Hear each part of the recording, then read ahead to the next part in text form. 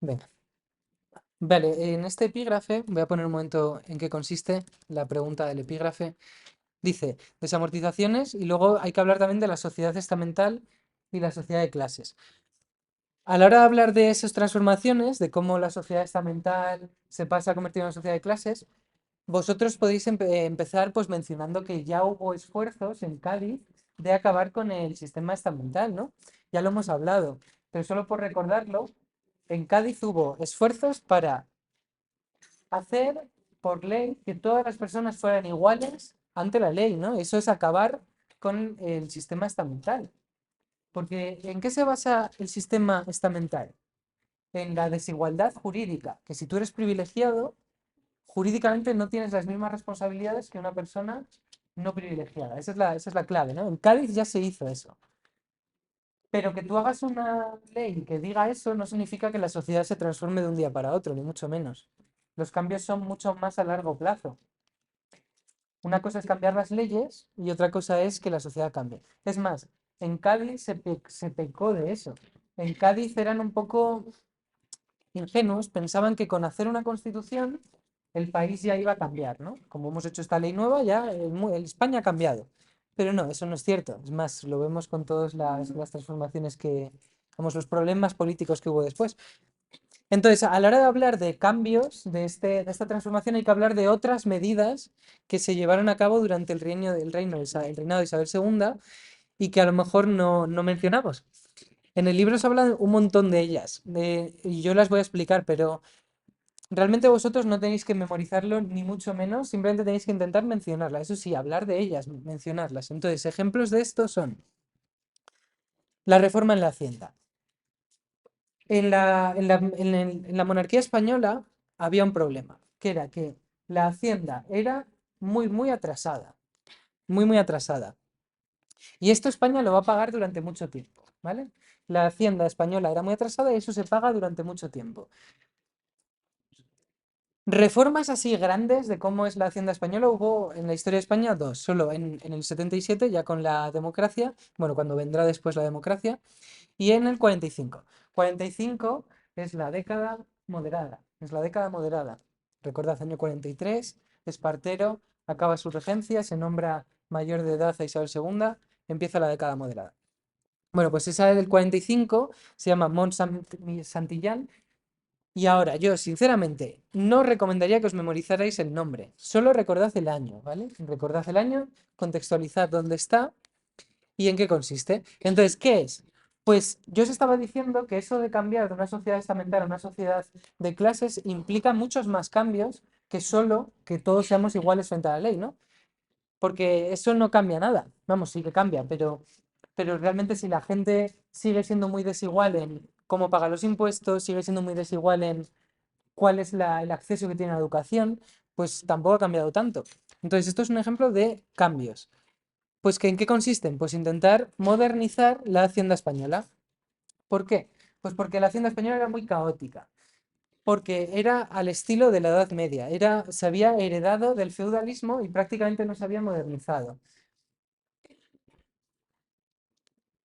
Ejemplo de ello, pues cuando hablábamos de las constituciones del 37, del 45, de la de Cádiz, había un artículo que ponía que las leyes serán las mismas para todo el territorio, para toda la monarquía. Es que en España, en Aragón, en Navarra, en País Vasco, en las zonas que tenían fueros, tenían formas distintas de cobrar los impuestos. Había regímenes tributarios distintos. Bueno, pues en el año 45 se intenta cambiar esto. Se quiere hacer que haya menos impuestos, pero no en cuanto a que se pague menos, sino que a la hora de que pagues tus impuestos no tengas que hacerlo por medio de 5 impuestos distintos, sino que a lo mejor se reduzcan a 2. Así es más fácil cobrarlos, así es más fácil controlarlos. Eso es lo que dice con simplificar y racionalizar. Bueno, eliminar trabas. Pues es que es eso, es igual que con lo de la tierra. Si quieres hacer que la sociedad se modernice, necesitas que no sea todo tan complicado, ¿no? A la hora de, en este caso, de pagar impuestos. Entonces, ¿cómo se organiza? Esto simplemente como muestra de en qué consisten estas reformas, pero como os digo, no creo que deberíais de estudiarlo. Bueno, pues va a haber dos tipos de impuestos desde el año 45. Impuesto directo e impuesto indirecto. Un impuesto directo es cuando tú tienes que pagar inmediatamente, vamos, perdón, es cuando a ti te dicen a final de año, por ejemplo, que tienes que pagar tanto dinero. Ejemplo, si compras, si tienes un bien inmueble por tus cultivos, por tu ganadería, tienes que pagar un porcentaje en forma de impuestos. Si tienes industria, si te dedicas al comercio, pues tienes que pagar una parte en forma de impuestos. Y luego los que serían los indirectos, por ejemplo, están los estancos. ¿Sabéis lo que es un estanco hoy día, no? En el siglo XXI. Un estanco es donde venden tabaco, donde venden los sellos para el correo. En realidad, estanco es un sinónimo de monopolio. Cuando dice estanco, significa monopolio en cuanto a que solo se puede vender ese producto en ese local. El tabaco me podríais decir, el tabaco lo puedo comprar también en un bar, ¿no? Pero es que el tabaco que te venden en el bar, en verdad, es el tabaco de un estanco en concreto. Hay un estanco que tiene que ir al bar y allí lleva ya su tabaco vendido desde el estanco. Con lo cual, cuando decimos estanco, realmente significa monopolio. Y en España había monopolios, no solo en el tabaco, en la sal, por ejemplo, o en las loterías. Las loterías se empiezan a regular desde Carlos III. La sal, ya sabéis que es fundamental para, sobre todo, mantener las carnes. Es una forma de preservar los alimentos. Es más, la palabra salario viene de sal, porque había gente a la que había trabajos en los que se pagaba en forma de sal, porque la sal tenía mucho valor, porque era lo que permitía hacer que los alimentos no se pusieran malos tan rápido. También, por ejemplo, se van a cobrar impuestos al consumo de bebidas alcohólicas, de aceite de oliva, jabón, carne. O cuando haya hipotecas, si tú estás vendiendo, si estás transmitiendo una herencia, si estás arrendando, si estás alquilando, también hay que pagar impuestos. Estos son todo impuestos ya modernos. Realmente se parecen mucho a los impuestos que pagamos hoy día. Todo esto de pagar por el consumo, por ejemplo, eso es el IVA, ¿no? El IVA es un impuesto que pagamos cada vez que consumimos. Bueno, y ahora, ley de ferrocarriles. Esta ya sí que es más importante que la conozcáis bien. La ley de ferrocarriles os puede caer en forma de texto, os puede caer en forma de fuente, porque por ejemplo sería muy típico que os pusieran el mapa de los ferrocarriles en España. Esto sería muy, muy habitual. Con lo cual, la ley de ferrocarriles del 55 la tenemos que conocer. Bueno, la ley de ferrocarriles es una de las medidas más importantes del reinado de Isabel II y se realiza junto a la desamortización de Madoz en el bienio progresista. La desamortización de Madoz realmente lo que lleva a que se haga, a lo que la impulsa es la ley de ferrocarriles. Si se hace la ley de Madoz es para la ley de ferrocarriles. ¿Y entonces en qué consiste la ley de ferrocarriles? Bueno, yo ya lo intenté introducir un poco el otro día, pero por hablar un poco más de ello, en España la industrialización va a llegar tarde. La industrialización se estudia en un epígrafe que vendrá más adelante, en el bloque 8. Pero claro, tenemos que introducir un poco el tema. La industrialización en España llega tarde. ¿Y por qué llega tarde? Bueno, pues una de las razones es que había muy malas comunicaciones. En España era muy difícil comerciar dentro del propio país.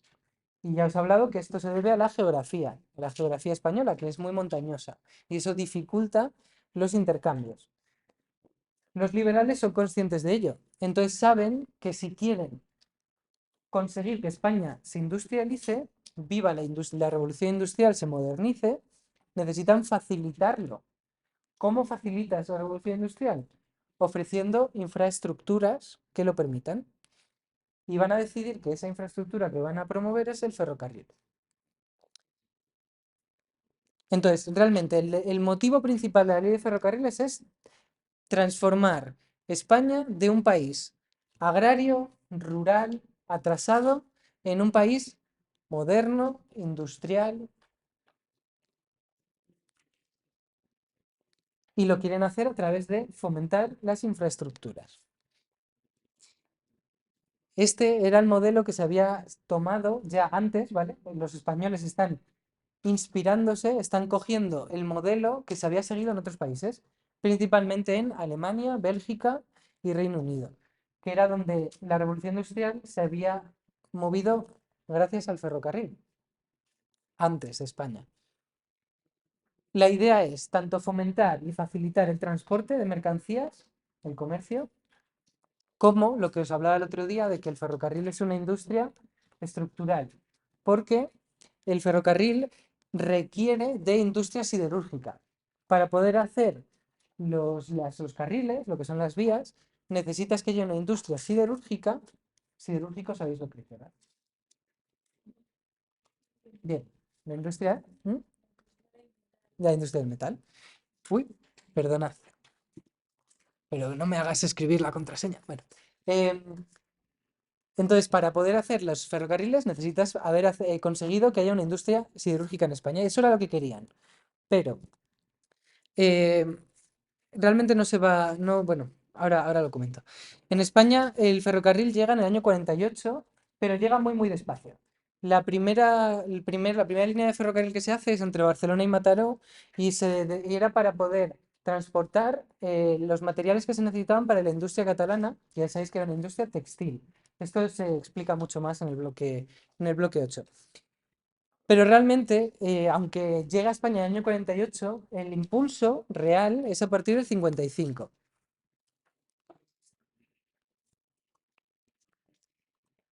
Si miráis el mapa que tenéis en el libro, veis que antes del año 50, bueno, en este caso en el mapa pone 51 al 60, del 51 al 60 hay muy poquitas líneas y es a partir de los años 61 cuando ya se construyen la gran mayoría de las líneas. Ahora, la clave que tenemos que decir. La ley de ferrocarriles puede ser que quisiera fomentar la industria española, pero se hacía desde una posición en la que España era muy, muy débil. Y esto lo tenéis que poner, ¿vale? Aunque digamos que la, el impulso, la iniciativa va a estar coartada por la posición de debilidad española. La ley de ferrocarriles va a estar coartada, va a estar limitado por la situación de debilidad que había en España. ¿Qué quiero decir con eso? Bueno, pues España no tenía grandes recursos financieros, no había grandes capitales en España que pudieran pagar la industrialización, que pudieran pagar el construir kilómetros y kilómetros de vías. Entonces se necesitaba contar con iniciativa extranjera. Ese es el problema. España, como no tiene las capacidades dentro de España, tiene que buscar apoyos fuera. Y cuando dependes del exterior, significa que puede ser que te obliguen a hacerlo en las condiciones que ellos quieran. Y así se va a hacer. La ley lo que va a hacer es que la construcción de esas vías no se va a hacer desde el Estado, sino que se hace desde la iniciativa privada. Y esa iniciativa privada, sobre todo, va a ser iniciativa privada extranjera, sobre todo francesa y sobre todo belga. Es decir, ¿quién va a construir las vías ferroviarias en España? Gente con intereses en Bélgica y gente con intereses en Francia, no en España. Y eso va a hacer que el gobierno español vaya a tener que dar su brazo a torcer, por ejemplo, en lo que pone aquí, que es que se va a permitir que entren capitales inversores extranjeros, es decir, que las vías pertenezcan a empresas extranjeras y que a la hora de construir las vías se pueda hacer con hierro extranjero. Con lo cual, no estás desaprovechando una oportunidad porque no podías, realmente es que no había las facilidades en España para hacerlo, estás perdiendo la oportunidad de que esas toneladas y toneladas de hierro para los ferrocarriles no se fabriquen en España. ¿Y quién se va a beneficiar económicamente, por tanto? Pues la industria francesa, la industria belga, la industria inglesa. Entonces, las compañías que se van a crear en España durante esta segunda mitad del siglo XIX son sobre todo empresas y compañías de capitales extranjeros. ¿Ibas a decir algo? Las empresas, sobre todo, eran de capitales franceses y belgas. Pero vamos, si lo puedo mirar por si acaso también. ¿Mm? Vamos, al final en cuanto a la EBAU, si ponéis alemanes, belgas o franceses va a quedar bien. Pero yo las que conozco son belgas y franceses. Veamos, lo puedo mirar para el próximo día. Entonces, ¿en qué quedamos? Pues en que la conclusión de la ley de ferrocarriles es que sí va a conseguir un éxito en que va a haber ferrocarril en España, pero se desaprovecha la oportunidad de utilizarlo como un motor de la industrialización en España. ¿Bien? Y ahora ya vamos con la sociedad, ¿vale? Cambios sociales. Bueno, lo que os introducía antes, si hablamos de sociedad estamental, hablamos de desigualdad jurídica. Realmente, sociedad estamental significa desigualdad jurídica entre privilegiados y no privilegiados.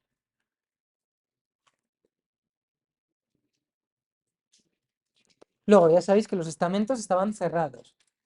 Realmente no, era muy difícil pasar de ser no privilegiado a ser privilegiado. Se hacía o por medio del matrimonio, lo cual no era habitual, ni mucho menos, el matrimonio entre gente no privilegiada y gente privilegiada.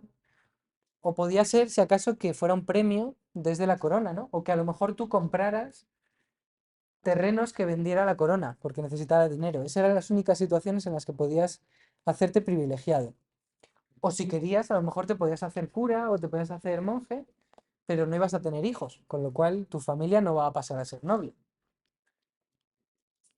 En cambio, la sociedad de clases es algo muy distinto. La sociedad de clases se basa en que todas las personas son iguales frente a la ley, esa es la idea de la sociedad de clases, y por tanto la organización social depende de otra cosa.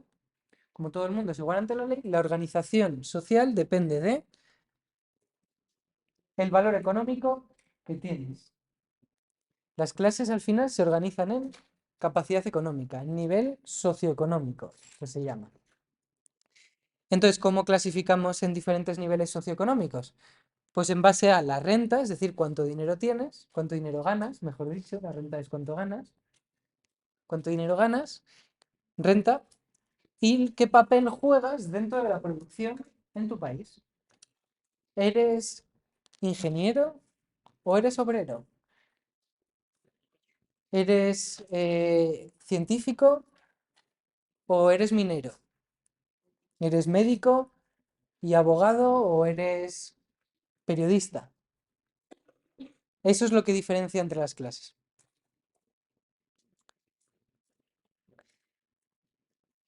Por tanto, la sociedad de clases permite lo que se llama la movilidad social. Ese es el primer cambio, ¿no? Primer cambio, ya no son estamentos cerrados, no son grupos cerrados en los que no puedes cambiar de nivel social, ahora sí que puedes cambiar. Eso se llama movilidad vertical, es lo que se llama el ascensor social, se llama también a veces. Significa que según lo que dicen las leyes, si tú eres la persona más emprendedora y más inteligente de tu pueblo, pues es posible que termines en una situación social mejor de la que naciste, ¿no? Eso es lo que promete la sociedad de clases. ¿Y eso cómo se llama? Pues se llama meritocracia. El valor nuevo de la sociedad de clases es la meritocracia. Y yo os diría que lo dijerais así, ¿vale?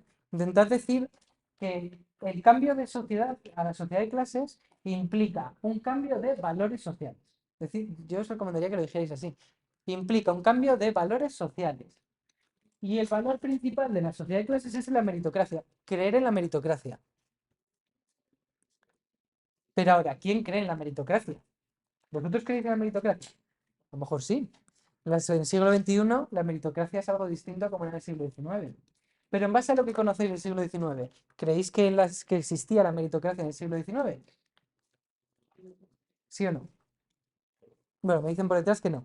Pues claro que no. ¿Quién cree en esto? Pues los liberales. Son los liberales quienes creen en la meritocracia. Es la clase media, si es que existía, la que podía creer en esto. Entonces es lo que voy a intentar hablar un poco sobre ello. Antes de que pasemos a ello, a ver, ¿qué implica poder, qué requiere qué requiere la sociedad de ti para que tú puedas conseguir subirte a ese ascensor social, ¿no? Y que pases de clase baja a clase alta? Decidme, ¿qué creéis que se necesita? ¿Qué es necesario para ascender en la sociedad? No puede ser que no tengáis ni idea. Alguna idea tenéis, porque sois personas que han vivido en este mundo durante 17 años. Tenéis ideas, ¿no? Venga, decidme.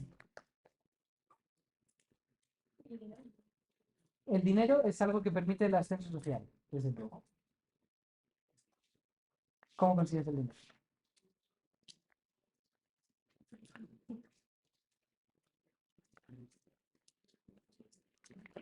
Venga, ¿dónde sale el dinero?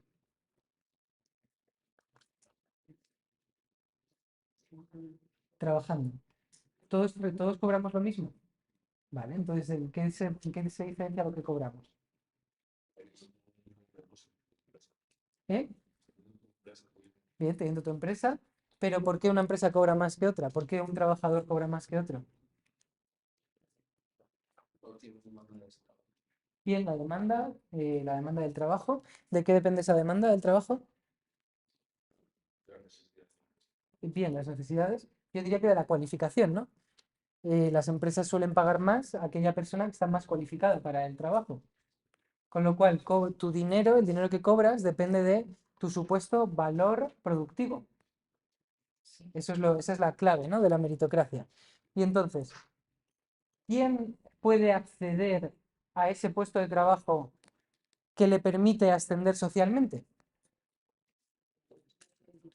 ¿Y cómo? Bien, ¿y qué necesitas para poderte cualificar en este mundo? Saber leer y escribir, sí, pero te voy a poner un ejemplo de mi tía, que ayer era su cumpleaños y la estuve felicitando. Mi tía nació en el año 48. No, 45. Bueno, sí, 48, 45. El caso es que ella era una niña inteligente en el colegio, pero tenía 3 hermanos y su madre estaba enferma. Tenía tuberculosis, mi abuela. Tuvo que abandonar el colegio, ¿no? Ella podría haber ascendido socialmente si hubiera tenido la oportunidad de estudiar, ¿verdad? Entonces esa es la clave. ¿Existe la meritocracia? Sí. ¿Hay algo legalmente que te impida ascender socialmente? No. ¿Existe una igualdad social que te permita acceder a esa meritocracia? Bueno, habrá que intentar conseguirla, pero es difícil conseguirla. Entonces ahí está la clave. ¿Quién cree en esa meritocracia, en ese mito, en esa especie de sueño americano, pero desde el punto de vista español y antes de que existiera el sueño americano? Pues ¿quién cree? Pues quien tiene familias que están más o menos acomodadas y permiten a sus hijos poder estudiar. Es que esa es la clave. Para un obrero, para un campesino, esto suena a chino, esto no lo entienden, esto ni les va ni les viene. Son valores que no van con ellos. Tendría que pasar mucho tiempo, mucho crecimiento económico para que eso llegue a ocurrir. Es que yo diría que esto hasta hace 30 años en España no era real. Es más, hoy día sigue sin serlo en gran medida, ¿no? Bueno, pues no os doy más la tabarra. Y bueno, pues eso, os veo el